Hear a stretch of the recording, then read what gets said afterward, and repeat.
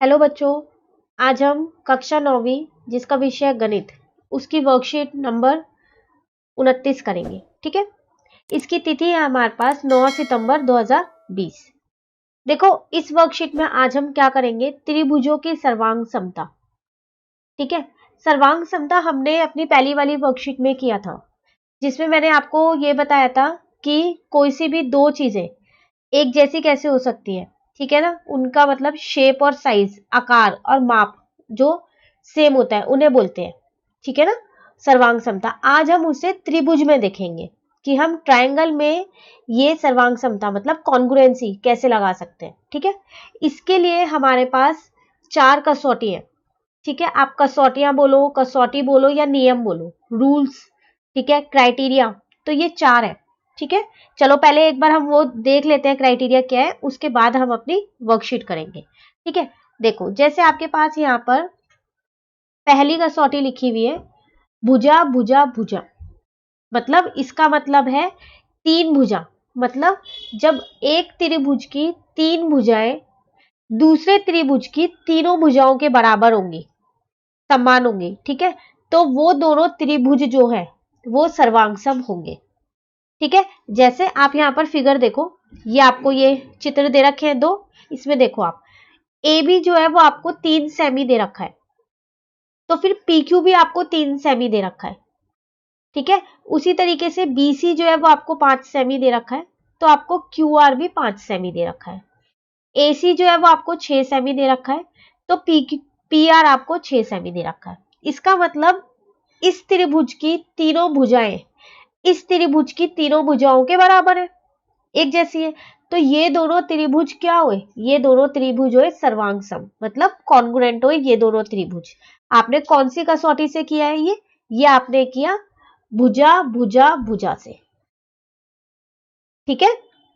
तो यहां पर हम यही लिख देंगे। फिर S S S, S S S का मतलब है साइड साइड साइड, हिंदी में अगर हम करें तो भुजा भुजा भुजा।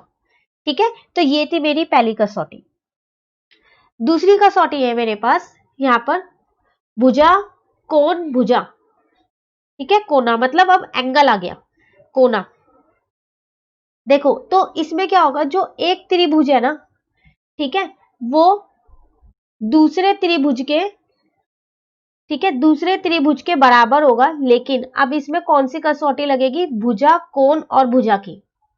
ठीक है, इसका मतलब दो भुजा सेम होंगी और एक कोण सेम होगा। ठीक है। तो देखो, अब अगर आप इस वाले चित्र में देखो तो जो एल एन है वो डी ई के बराबर है। ठीक है, दोनों 3 सेमी है। उसी तरीके से जो एन एम है वो ई एफ के बराबर है, दोनों 5 सेमी है। एक कोण भी दे रखा है 40, ठीक है, 40 डिग्री का। तो कोण एन जो है वो कोण ई के बराबर है। तो आपको मिल गई दो भुजा, मिल गई, एक कोण मिल गया। इसका मतलब ये दोनों जो त्रिभुज है ये क्या है मेरे, ये दोनों त्रिभुज जो है मेरे सर्वांगसम है। ठीक है। और कौन सी कसौटी से है ये दोनों त्रिभुज मेरे सर्वांगसम, एस ए एस। एस का मतलब साइड मतलब भुजा, ए का मतलब एंगल मतलब कोण, एस का मतलब साइड मतलब भुजा। ठीक है। ये थी मेरी दूसरी कसौटी। तीसरी कसौटी है मेरे पास कोण भुजा कोण। अब यहां पर आपके पास दो कोण है, इसका मतलब दो एंगल होंगे और एक भुजा मतलब एक साइड होगी। तो चलो अपने चित्र में ही देखते हैं हम। यहां पर देखो आपको दो कोण दिख रहे हैं, एक 70 का और एक 75 का है, ये रहे। तो इसका मतलब जो कोण डी है वो कोण क्यू के बराबर है, और जो कोण ई है वो कोण आर के बराबर है। ठीक है। और एक भुजा भी चाहिए, तो भुजा ये रही आपके पास, जो डी ई है वो भुजा कौन सी भुजा के बराबर है, क्यू आर के बराबर है, दोनों 3 सेमी है।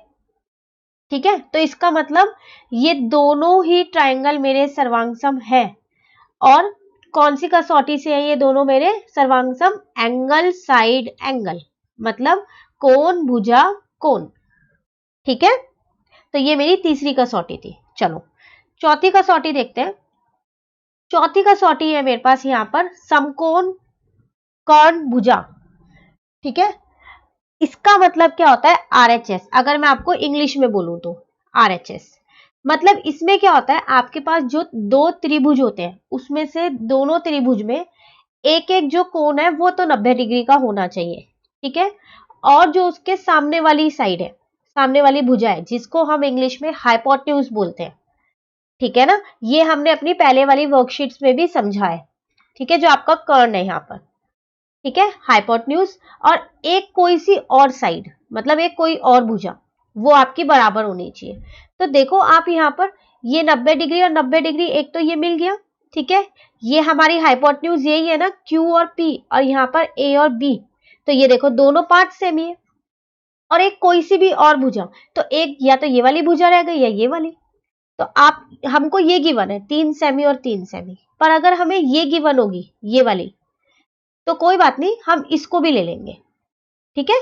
तो इन दोनों में से कोई एक होनी चाहिए और ये तो होनी ही होनी चाहिए, ठीक है। तो ये है मेरी चौथी कसौटी। तो ये दोनों ट्राइंगल या ये दोनों, मैं आपको बोलूं त्रिभुज जो है वो सर्वांगसम है। और कौन सी कसौटी से है ये दोनों? RHS, ठीक है, ये लिखा RHS, ठीक है। तो यहां पर बस आपको इस हाइपोटेन्यूज का ध्यान रखना है, ठीक है। चलिए, अब आपको चारों कसौटी पता चल गई। अब हम देखते हैं हमारी वर्कशीट का कौन सा प्रश्न है। लिखा है, अब आप प्रयास कीजिए। प्रश्न है आपके पास, नीचे दिए गए त्रिभुजों में से सर्वांगसम त्रिभुजों के जोड़े को पहचान कर लिखें। यह भी बताएं कि आपने सर्वांग समता की किस कसौटी का उपयोग किया। देखो आपको यहाँ पर, आप देख लो बहुत सारे त्रिभुज दे रखे हैं, इसमें आपको खुद जोड़े बनाने हैं, कौन से दो त्रिभुज सर्वांगसम है, मतलब कौन से दो त्रिभुज कॉन्गुरेंट है, ट्राइंगल्स कॉन्गुरेंट है, एक जैसे हैं।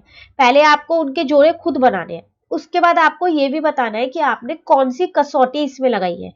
तो अभी हमने 4 कसौटी की है ना, इन चारों में से कोई एक कसौटी लगेगी, ठीक है। तो चलिए इनके क्वेश्चन के आंसर करते हैं। तो देखो, ये तो हमें अब पता चल गया था, हमें इसके जोड़े बनाने, ठीक है, दो दो त्रिभुज लेने। तो चलो पहले मैं ये वाला लेती हूँ। आपको दिख रहा है इसमें एक 90 डिग्री है, ठीक है, और एक इसमें 90 डिग्री है, तो इसका जोड़ा आपको पता है बन जाएगा। लेकिन उसके लिए आपको दो चीजें और चाहिए थी। क्या? एक तो एक भुजा सेम होनी चाहिए और एक कर्ण सेम होना चाहिए, ठीक है ना। तो देखो इसका कर्ण ये है 8 सेंटीमीटर और इसका कर्ण ये है 8 सेंटीमीटर, सेम है। और एक भुजा सेम होनी चाहिए थी कोई सी भी। तो यहाँ पर BC वाली जो भुजा है वो MN वाली भुजा के बराबर है, ठीक है। तो बस अब लिख देंगे हम त्रिभुज ABC, ठीक है। और त्रिभुज, कौन से दो त्रिभुजों की हम बात कर रहे हैं? त्रिभुज। अब आप देखो बेटा नाम कैसे लिखोगे, ABC, ABC।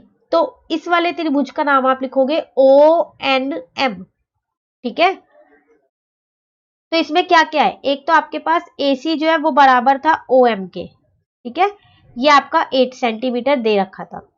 एक एंगल B जो है एंगल O के बराबर था, ये आपको 90 डिग्री दिया था। एक जो आपका BC है वो बराबर था आपका MN के, ठीक है, ये आपको 5 सेंटीमीटर दे रखा था। इसका मतलब त्रिभुज ABC जो है वो कॉन्ग्रुएंट, मतलब सर्वांग सम किसके होगा? त्रिभुज ONM के, ठीक है। और कौन सी कसौटी लगी है? RHS, ठीक है। तो चलो ये वाले दोनों तो हमारे हो गए। अब बाकियों के जोड़े देखें, चलो आगे के देखते हैं। अब ये दो मेरे हो गए हैं, मैं इन पे टिक लगा रही हूं। अब मैं ये वाले दोनों देखती हूँ। देखो आप इस वाले त्रिभुज में देखो और इस वाले त्रिभुज में देखो, आपको दिख रहा है दो आपको यहाँ पर एंगल दे रखे हैं, एक 30 डिग्री और एक 135 डिग्री है, ठीक है ना। और एक साइड दे रखी है, यहाँ पर भी देखो 30 और 135 ही है और एक साइड दे रखी है PQ। तो इसका मतलब ये दोनों त्रिभुज मेरे एक जैसे हैं, ठीक है, तो इनका जोड़ा बन जाएगा। अब इसमें कौन सी कसौटी लगेगी? जब मैं इसमें सर्वांग समता करूंगी तो कौन सी कसौटी लगेगी, तो उसको देखते हैं। चलो, तो त्रिभुज VWZ और त्रिभुज, अब त्रिभुज का नाम कैसे लिखे, देखो VW तो 2 सेंटीमीटर वाली ली है, तो यहां लेंगे PQ, ठीक है, PQR, ठीक है।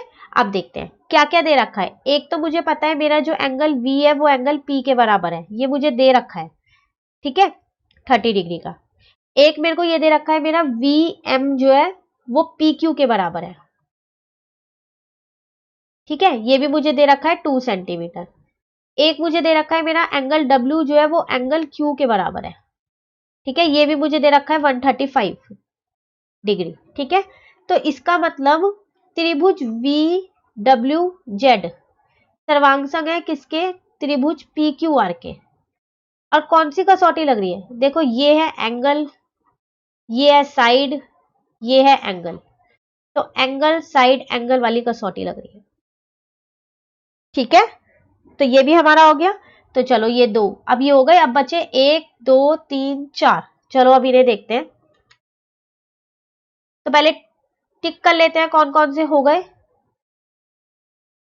अब आप पहले इस वाले त्रिभुज में आओ। देखो जब भी हमारे को त्रिभुज को सर्वांग समता से देखना हो कि कौन सी कसौटी लगेगी उसमें, उसके लिए मुझे 3 चीज चाहिए। या तो तीनों भुजा भुजा भुजा, या फिर 2 भुजा और 1 कोना चाहिए। ठीक है, एक एंगल चाहिए, या फिर मुझे क्या चाहिए, 2 कोण और 1 भुजा चाहिए। लेकिन आप यहां ध्यान से देखो, यहां सिर्फ 2 भुजा दे रखी है, तीसरी कोई चीज आपको यहां दे ही नहीं रखी। तो इसका मतलब ये वाला त्रिभुज तो सर्वांगसम होगा ही नहीं किसी के साथ, तो ये इसके साथ कोई भी जोड़ा नहीं बनेगा। ठीक है, अब मेरे रह गए ये वाले 3 त्रिभुज। ठीक है ना, तो अगर मैं इस त्रिभुज को देखूं तो यहां पर 5 6 और 6 तीनों मेरे को भुजा दे रखी है। और इस वाले त्रिभुज को देखूं तो यहां भी मुझे तीनों भुजा दे रखी है, 5 6 और 6, पर यहां मुझे एक कोण भी दे रखा है। पर ऐसा जरूरी नहीं है कि जितनी भी चीजें हमारे को दे रखी है ऑपरेशन में हमको उनकी हर चीज का यूज करना है। नहीं, मैं तो इसको भुजा भुजा भुजा से भी कर सकती हूँ, तो मैं इसको लूंगी ही नहीं, जरूरी थोड़ी है इसका यूज करना। ठीक है, तो अब मैं ये वाले दोनों ट्रायंगल ले रही हूँ या फिर ये वाले दोनों त्रिभुज ले रही हूँ। ठीक है, तो लिखेंगे त्रिभुज आई जी एच। अब देखो मैंने ऐसे लिखा है आई जी एच। तो अब दूसरा कैसे लिखेंगे, इस वाले को कैसे लिखेंगे, इसको हम लिखेंगे ई डी एफ। ठीक है, और त्रिभुज ई डी एफ। ठीक है, तो चलो क्या क्या दिया है, आई जी जो है वो मेरे किसके बराबर है, ई डी के। ठीक है, 5 सेंटीमीटर है। उसी तरीके से जी एच जो है वो किसके बराबर है, डी एफ के। ठीक है, 6 सेंटीमीटर है। और आई एच जो है वो किसके बराबर है, मेरा ई एफ के। ठीक है, ये भी मुझे दिया है 6 सेंटीमीटर। इसका मतलब मेरा त्रिभुज जो है आई जी एच वो ई डी एफ के सर्वांग सम है, लेकिन कौन सी कसौटी से है, देखो ये भी साइड है, ये भी साइड है और ये भी साइड है, तो साइड साइड साइड मतलब भुजा भुजा भुजा से है।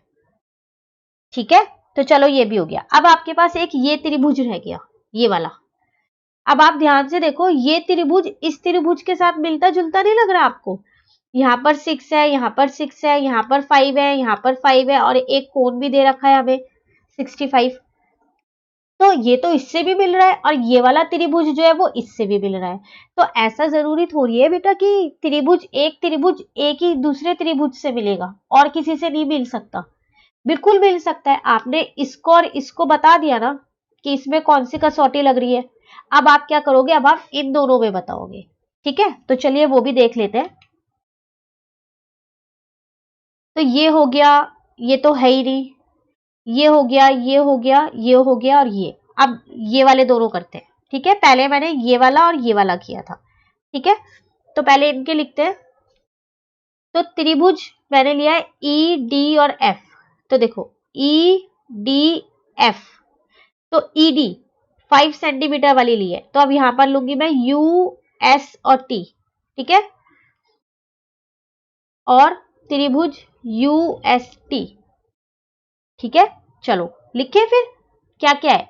ई डी जो है ये मेरा यूएस के बराबर है, 5 सेंटीमीटर दे रखा है। ठीक है, और डी एफ जो है वो मेरा किसके बराबर है, एस टी के बराबर है, 6 सेंटीमीटर दे रखा है। और एंगल डी जो है वो मेरा एंगल एस के बराबर है, ये भी मुझे दे रखा है 65 डिग्री। 3 चीजें मिल गई। ये मेरी भुजा है, ये मेरी भुजा है, ये मेरा कोण है।